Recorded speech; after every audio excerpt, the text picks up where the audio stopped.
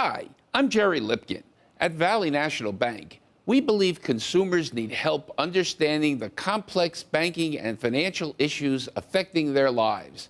That's why we're proud to support the programming produced by the Caucus Educational Corporation.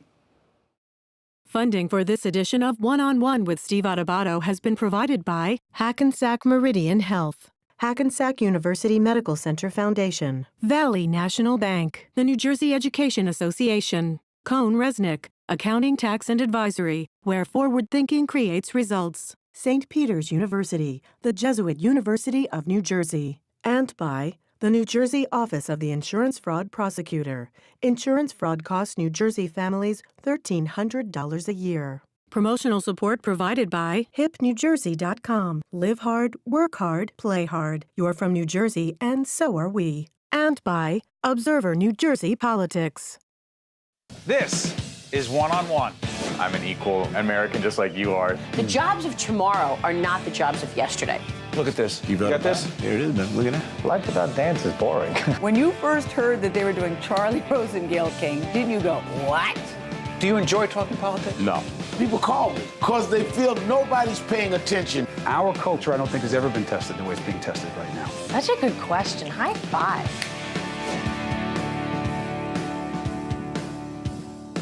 Hi, I'm Steve Adubato. This is One-on-One. We're pleased to welcome once again Dennis G. Wilson, President and Chief Executive Officer, Delta Dental of New Jersey. Good to see you, Dennis. Good to see you. Great to be here. So much going on in the area of oral health. We've been talking about this subject for the last year or so, trying to educate folks. By the way, when it comes to oral health, why is this such an important topic for New Jerseyans and others to know more about? Well, I think oral health has been sort of underestimated over time. And it's become just clear and apparent that oral health and systemic medical health are married, really. They're one and the same. The body includes the mouth and the oral cavity.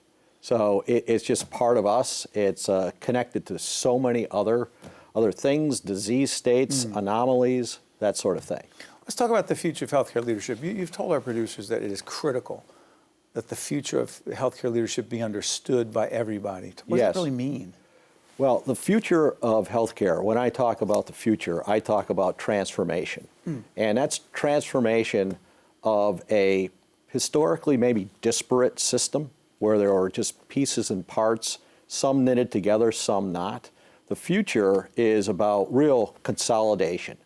Clinically, healthcare organizations are getting larger, more diversified, and so forth. So when I talk about the future, I talk about a bigger umbrella with several components under it. Okay, let's break that down a little bit. So people who know our series know that, say we've had one hospital underwriter and then another, and all of a sudden they become one. Right. Right, or it doesn't have to do with us. It could be any hospital or hospital system. Is it a simple question of whether it's good or bad for healthcare consumers, or is it a question of needing to understand what impact it has on us? And how do we even find that out? I think it's the latter. I think it's all about the impact. You know, it's no secret that competition raises the bar. And we are very, very fortunate, I think, to be in New Jersey, to really have excellent healthcare systems here, not only in the state, but surrounding the state. So we are an attractor of the best and the brightest, no question about that.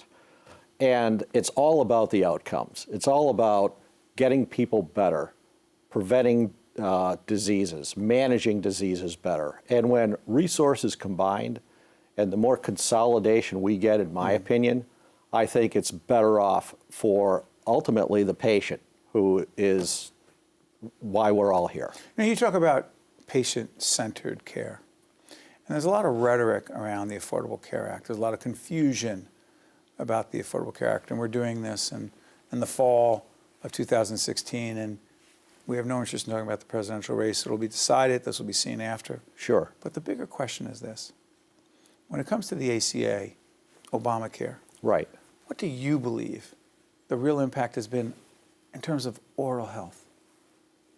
When we talk about patient-centered medical home or coordination of care or things of that sort, you're really talking about the whole patient.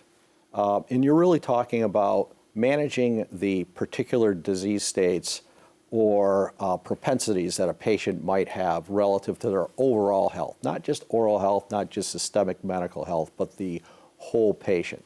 So when I think about patient-centered medical home, I really think of it more as a neighborhood versus a home. What do you mean, a neighborhood? Break that down. I'll give you an example of that. So a patient has cancer, is undergoing oncological treatment. That patient has a universe of providers in order to help he or she get well. And one of those providers is the dentist, because when someone's going through radiation therapy, as an example, their oral cavity there's a war in there. There's absolutely things going on that do not normally go on under other circumstances. So the treatment is unique, the treatment is special and specific to that patient. Therefore, that oral health provider, that dentist, is now part of that medical neighborhood. And so therefore the ACA in that way has created more opportunities to help that patient that may not have existed before? I believe that. I believe the ACA was an accelerant to having that happen. How the ACA changes, whether it will survive, is a matter for another question. It's a political question. From a healthcare question. perspective. From a healthcare perspective, that piece will survive. Okay, let's talk dental scholarship. Scholarships to those who are pursuing a career in oral health dentistry. Talk about that and connection with the organization. Sure. We have a foundation called the Delta Dental New Jersey Foundation. It's been standing up for 30 years now. And collectively, we've given nearly $20 million to various initiatives all around oral health for those that do not have access, for education purposes, for the treatment of children and seniors. A component of that education is the granting of scholarships to dental hygienists. Dental hygienists? Dental hygienists. Okay. Yeah, absolutely. So we feel in New Jersey the dental hygienist is an extension of the dentist, a critical portion of the dental office. And we feel to have great hygienists, you just have great dental practices. So we're all behind that. So interesting with the foundation. And by the way, to fully disclose, the Delta Dental New Jersey is one of the supporters of what we do in public broadcasting. Yes. Largely around education around oral health. But why do you feel like that's the responsibility of your organization to have such a foundation? We're a not-for-profit. You're a not-for-profit. We are a not-for-profit. And we feel with that we have a responsibility. It's ingrained in our mission to be socially responsible and to be focused on the oral health needs of those that do not have access or do not have the means. And finally, this van. Yes. Talk about the van that we've seen sometimes in some video we've shown in the past. What is this van? Where does it go, and who does it serve? We're very proud of the van. We have It's the Delta Dental van. We have a partner in that, the Zufall Health Clinic, which is a federally qualified health center. Great organization. Great organization. And across 5 counties, our foundation has, over time, helped build that van, had financed the building of it. And it is literally a rolling dentist office. It's a full operatory. And it will go to where the patients are. Those that have issues with transportation, access, or do not have the means to get dental care through insurance or any other means. Going to where people need it. Going to where people need it. Dennis G. Wilson, President and CEO, Delta Dental of New Jersey, continue to talk about oral health, and which is a topic not covered enough, not understood enough. Thank you so much, Dennis. Thank you, Steve. Appreciate everything you do. Stay with us. We'll be right back right after this. To watch more One-on-One with Steve Adubato, find us online and follow us on social media. Welcome, everyone. Steve Adubato here. This is the 25th anniversary of the Charity Golf Invitational, Cohn-Resnick Foundation, Cohn-Resnick Cares. We're at Liberty National Golf Club in Jersey City, New Jersey. Look at this shot, guys. Isn't this beautiful? I'll tell you what else is beautiful. The guy we're about to introduce. If you watch the Yes Network, you watch the Yankees, you know him. He is Admiral Joseph Maguire, President and CEO of the Special Operations Warrior Foundation. 36 years in the United States Navy, and it is our honor to be talking to you. Thanks, Steve. It's an honor to be here. Thank you, Admiral. For those who do not know the Special Operations Warrior Foundation, tell us, everyone, what it is. Founded in 1980? Well, the Special Operations Warrior Foundation was founded in April of 1980, Steve, after the failure of the Iranian hostage rescue mission. The men who went in to try to rescue the hostages from the American embassy, well, that mission was a failure, and 2 of the aircraft collided in the desert. And we lost 8 men, and those men left 17 children behind. So the warriors who came out of the desert, like a lot of folks do when they have a personal tragedy, said, what do we do to honor their sacrifice? And they established a scholarship fund back then. And quite frankly, the special operation folks did not have enough money to send those children to college. So generous Americans helped bail them out. And from those 17 children to today, where we have 140 children in college, and the foundation provides total college tuition, books, fees, expenses, everything to do with the college education. In addition to that, we also provide academic assistance to every child from kindergarten through senior year in college. In the 36 years that we've been established, Steve, we've got a 94% college graduation rate, but that's not 100. So we want to do that, but we want these children, these students, these Gold Star children, to be able to go to the very best university that they can and major in something that's going to help them as a family, but also make America stronger. So we provide academic assistance to everybody from kindergarten through senior year in college. And the foundation now, thanks to the generous folks like Cohen Resnick and everybody else, we provide immediate financial assistance to our severely wounded special operators, because when the special operators are wounded, I can tell you this firsthand, the entire family's wounded. So what we try to do is have the money to have the family be with the wounded warrior in the hospital, but help out for the incidentals that are associated with pain and suffering when somebody is severely wounded. But we just couldn't do it without the generosity of folks like Cohen Resnick. As the Admiral mentions, the Special Operations Warrior Foundation, together with the Joe Torre the Safe at Home Foundation, that Joe, who we also talked to today at this outing, the 25th annual outing of Cohen Resnick, they're the 2 charities, the Safe at Home Foundation and the Special Operations Warrior Foundation. They're the 2 beneficiaries of this terrific Cohen Resnick event. Significant dollars raised every year.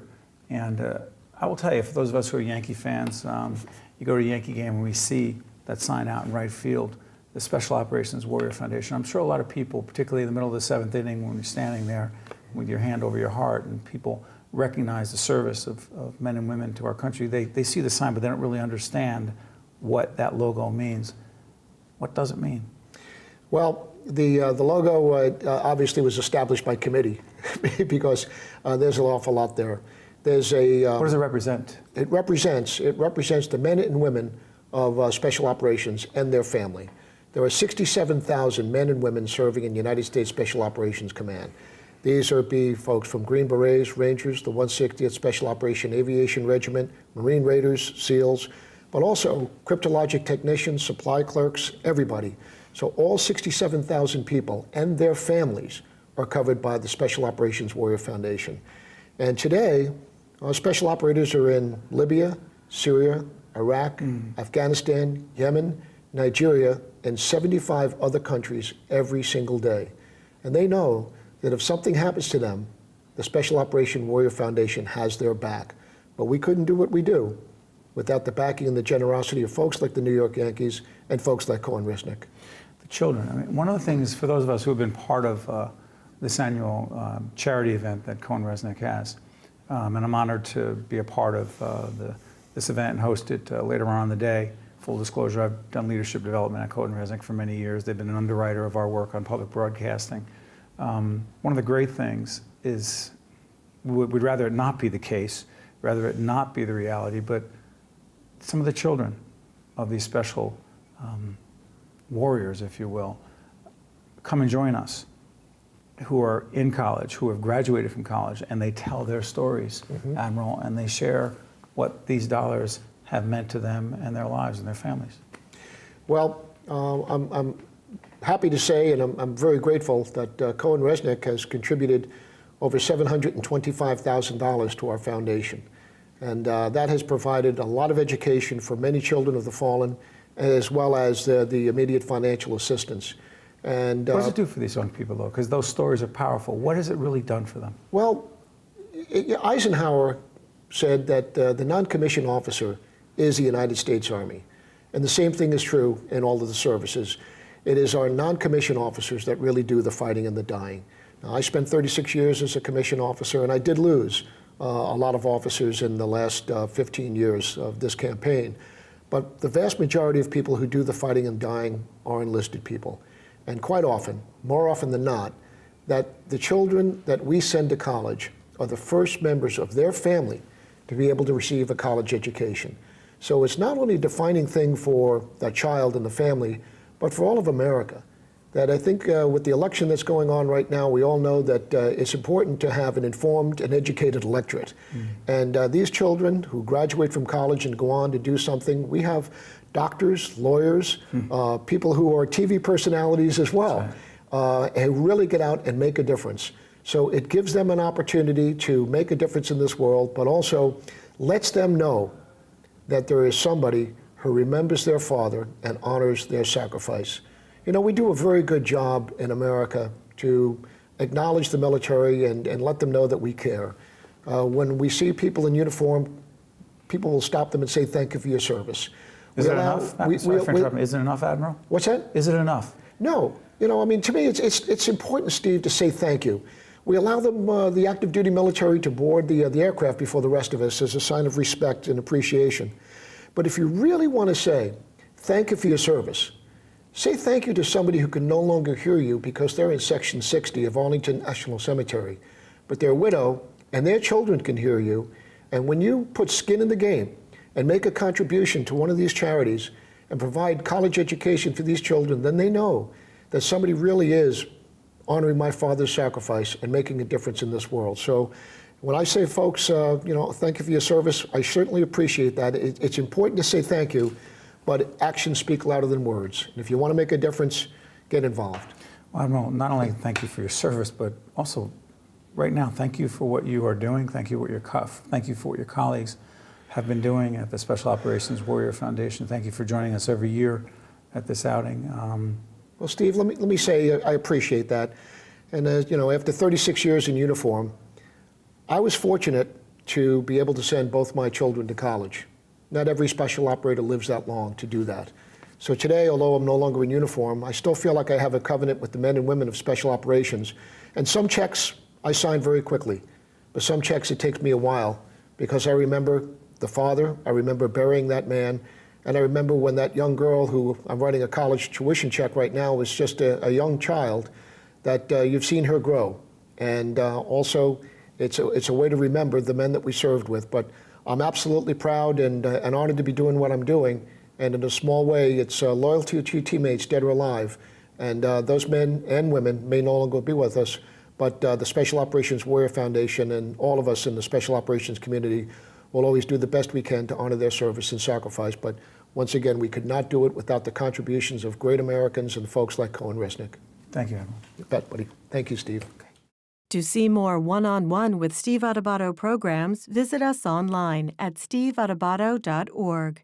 If you would like to express an opinion, email us at info@caucusnj.org.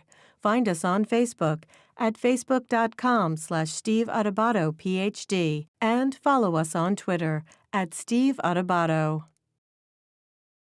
Steve Adubato, more importantly, I'm here with our good friend Peter Rooney, chair of the New Jersey Sharing Network Foundation Board of Trustees. How you doing on a big day like today? Today's a great day. We've been looking forward to today for a long time. We've got a lot of friends and supporters here. You're here. You've been a tremendous supporter of ours. So it's a great day of celebration and tribute for us. Yeah, this meditation garden is opening up today. It's a day where all kinds of folks who have been part of the Sharing Network have come together. Those who have given the gift of life, those who have received the gift of life. But in your case, Peter, there's a PSA that's actually running a lot that you have been talking about that that you're a part of, that I'm sure you never wanted to be a part of. And but the reality is you're making a difference. And it's about your dad, who was a firefighter in Millburn, gave his life for so many, but waited, and there wasn't that gift of life for him. Talk about it. Yeah, well, it's not a club you want to become a member of. Unfortunately, 10 years ago, my father was one of the 22 people who die every day while waiting. Here in New Jersey, we have 5,000 people waiting for the gift of life. And it's unfortunate. My father's story is unfortunate, but it's not unique. There's so many people waiting. The great work that we do here helps raise awareness, and it's making a difference. We see the number of lives that we're saving every year go up. We're saving more and more lives, and that's because of the education, that's because of the awareness, and the philanthropy. We're making a lot of noise here in New Jersey, and people are paying attention. We're making a difference. It's interesting. Your dad was waiting for... He was waiting for a kidney. And unfortunately, with the kidney, he waited for 4.5 years before he had a heart attack, unfortunately, and passed away. That was 10 years ago. There have been a lot of advancements since then and a lot of new technology. So his death is really a shame. And I'm really happy to be able to continue his work and answering the call to save the lives of others. Is that why you do it? Because some might say, well, your dad wasn't saved. Why do it? That's why I do it. That is why you do it. That's why I do it. I'm here because my father devoted his life to saving and helping others. I'm able to carry that on to the work here at the New Jersey Sharing Network. Thank you so much, Peter. Appreciate everything you do. Great. Thank you, Steve. Appreciate you being here. Thank you. We're pleased to be talking to Missy Rodriguez, who is a liver transplant recipient 31 years ago. 31 years, that is correct. I was the first 10-year-old to receive a liver transplant. How clear is that period of time in your life? I think I've heard stories, but not really at all. I don't really know my life other than having a transplant. The big difference between me and some other people that I've met over time is that I was never sick. I was never on a transplant list or anything like that. It was the kind of thing that I woke up in liver failure and immediately had a liver transplant. So you're here at the Sharing Network. It's a big day. You got all kinds of people here to dedicate this beautiful garden. Why are you here? Well, I kept my transplant secret for 30 years. Very few people knew about it. I never wanted to be defined by it. Back in the 80s, you didn't want to be different. I was a preteen, then a teenager. Now I think kids embrace when they're different, or have unique qualities. Back then, you sort of, at least in my family, we took care of business. I had my surgery and we moved on right away. So I happened to have a slight complication on my 30th anniversary, and I needed some immediate surgery. And when I was sitting in the hospital bed, I decided I've got to do something to help all these people. I've been so lucky all these years. And so I dreamt literally 2 a.m. Most people know I don't sleep ever. And I came up with the scholarship idea, and we started it right away. And I remember telling a friend, this was in March. No, I'm sorry, this was in February. And I said, I want to have a kickoff event in March. And she said, of next year? I said, no, next month. Hold on, let's be clear. This is Missy's Miracle Scholarship Fund. You thought this up at 2 o'clock in the morning. You said, I'm doing this. Okay, what the heck is it? Well, what we do is we provide college scholarships for anyone who has a relationship with organ donation. So the scholarship is specifically for organ donors, transplant recipients, or someone affected by it. And you've given out your first scholarship. Yes, and we're in every single high school in the state of New Jersey in just 1 year. Why are you doing this? Why not? I've been really fortunate. I have, like I said, I had my transplant. I moved on really easily. And when I was sitting in the hospital, I saw all these families that weren't, and they were struggling. I actually heard someone in one of the lounges talking about how they didn't know if they were going to have the money to pay for rent or for their medication. And I didn't talk to anyone in the lounge, in the patient lounge, even though I was there for 2 weeks, because I was really embarrassed. I felt like a failure, that after 30 years, here I am back in the hospital. And so that's why in the middle of the night, I'm playing all these scenes over in my head. And I am a college counselor. That is my business. So I sort of married my personal life, which is the transplant, and my professional life, being a college counselor. And I came up with the idea of college scholarships. By the way, Missy actually had the nerve to say before we started the interview, I don't know if I have anything interesting to say.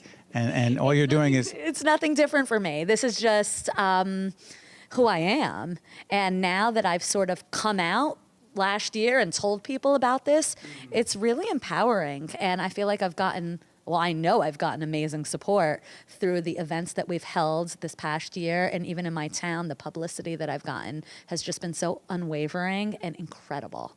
Before I let you go, this garden, what does it mean? To me, it sort of solidifies my place here.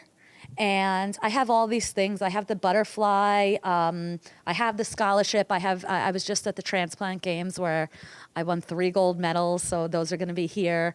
I have all these things, but to me, this garden, this is the first thing that's new since I've come on board here.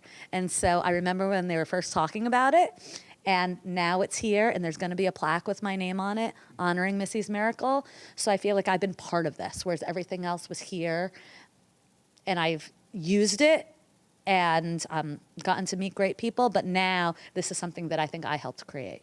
Well done, Missy. Thank you so much. I appreciate it. One-on-One with Steve Adubato has been a production of the Caucus Educational Corporation, celebrating over 25 years of broadcast excellence. Funding for this edition of One-on-One with Steve Adubato has been provided by Hackensack Meridian Health, Hackensack University Medical Center Foundation, Valley National Bank, the New Jersey Education Association, Cone Resnick, St. Peter's University, and by the New Jersey Office of the Insurance Fraud Prosecutor. Transportation provided by Airbrook Limousine, serving the metropolitan New York, New Jersey area.